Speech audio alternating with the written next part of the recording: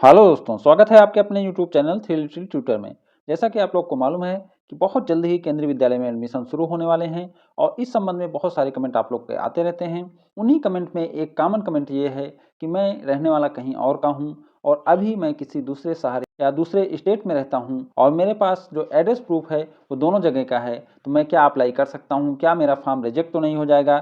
तो मैं यहाँ आपको बताने वाला हूँ कि आप एड्रेस प्रूफ के रूप में कितने डॉक्यूमेंट यूज कर सकते हैं और वो डॉक्यूमेंट कहाँ का होना चाहिए, कहाँ का वैलिड है, कहाँ का नहीं वैलिड है।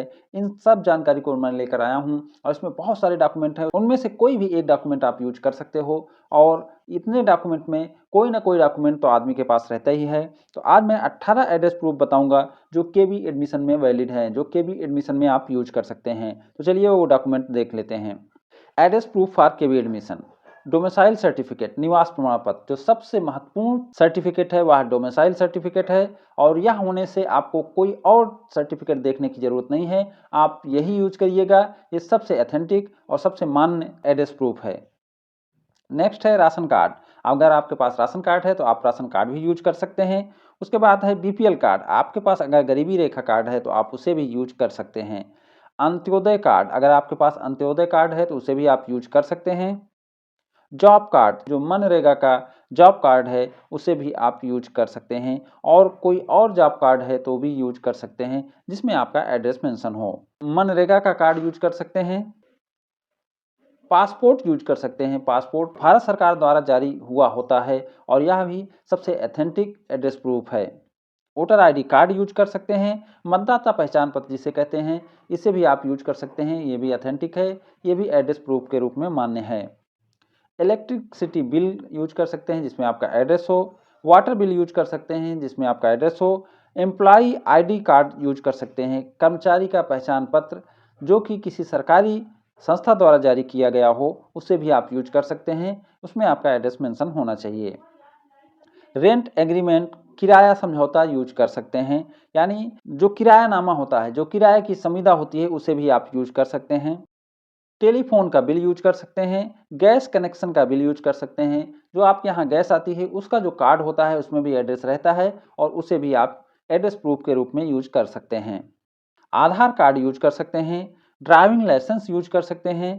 क्वार्टर अलॉटमेंट ऑर्डर यूज कर सकते हैं। जो लोग सरकारी नौकरी में हैं उनको सरकारी आवास अलॉट होता है और उनके लिए क्वार्टर अलॉटमेंट ऑर्डर भी एड्रेस प्रूफ के रूप में यूज हो सकता है, क्योंकि उनके पास और कोई एड्रेस प्रूफ नहीं रहता है। भले बाद में उसके आधार पर बन जाता है, लेकिन शुरू में केवल क्वार्टर अलॉटमेंट ऑर्डर या क्वार्टर ऑक्यूपेशन मेमो ही रहता है। तो जो लोग सरकारी नौकरी में हैं और सरकारी आवास में रहते हैं तो वो क्वार्टर अलॉटमेंट ऑर्डर या क्वार्टर ऑक्यूपेशन मेमो यूज कर सकते हैं एड्रेस प्रूफ के रूप में। तो ये 18 एड्रेस प्रूफ थे जिसे आप यूज कर सकते हैं। अब मैं आता हूँ मेन पॉइंट पर, जो हम बात कर रहे थे शुरू में कि मैं मूल निवासी दूसरे स्टेट का हूँ, अभी दूसरे स्टेट में रह रहे हैं, तो क्या हम अपने बच्चे का एडमिशन करा सकते हैं? तो आप बिल्कुल करा सकते हैं। मान लीजिए कि आप किसी दूसरे स्टेट के हैं, यानी आप उत्तर प्रदेश के हैं और अभी आप महाराष्ट्र में रह रहे हैं, तो आपके पास जो जाति प्रमाण पत्र होगा, जो आय प्रमाण पत्र होगा और जो पुराने प्रमाण पत्र होंगे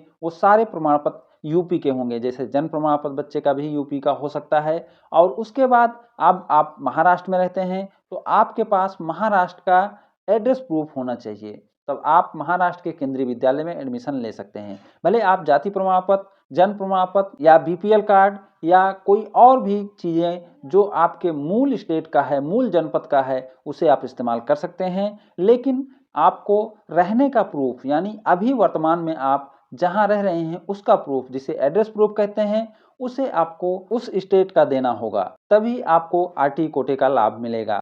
वैसे केंद्रीय विद्यालय में ये बाउंडेशन भी नहीं रहता है। अगर आपका प्रमाण पत्र सेंट्रल के फॉर्मेट में बना है तो आप कहीं भी रहिए और आप कहीं के भी केंद्रीय विद्यालय में अप्लाई कर सकते हैं, लेकिन आपको रिजर्वेशन और आरटी कोटे का लाभ नहीं मिलेगा।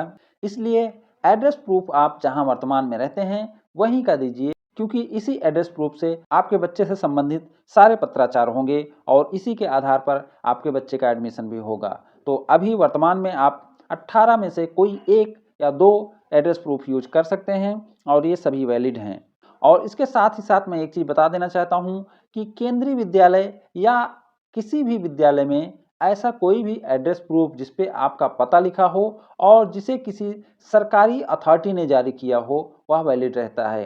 तो अगर इसमें एक आध चीज़ कुछ छूट जा रहा है और आपके पास ऐसा कोई डॉक्यूमेंट है जो सरकारी अथॉरिटी यानी सरकारी ऑफिसेज द्वारा जारी किया गया है और उसमें आपका वर्तमान पता लिखा है, तो वह भी वैलिड है। तो उम्मीद करता हूँ कि वीडियो आपको अच्छा लगा होगा। अगर ये वीडियो आपको अच्छा लगा हो तो इसे लाइक एंड शेयर करें और हमारे चैनल को सब्सक्राइब भी करें। Thank you for watching.